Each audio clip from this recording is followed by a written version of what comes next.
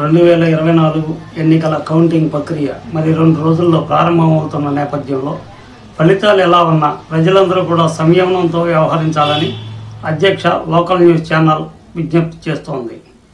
ప్రజాస్వామ్యంలో హింసకు తావులేదు, ఇది అక్షర సత్యం. ఇదే విధంగా ఎన్నికల్లో వివిధ పార్టీల తరపున పోటీ చేసిన అభ్యర్థులు ప్రత్యర్థులే కానీ శత్రువులు కాదు అనేది అందరం గుర్తించాలి.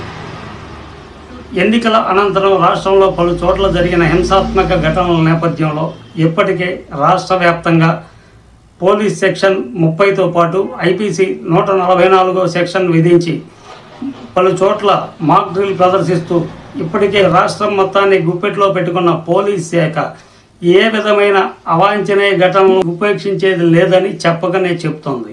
ఈ నేపథ్యంలో సమాజ స్థాపన కోసం శాంతియుతమైన ఆహ్లాదకర వాతావరణంలో ఎన్నికల పండుగను సంభ్రమాచర్యాలతో ముగిద్దాం.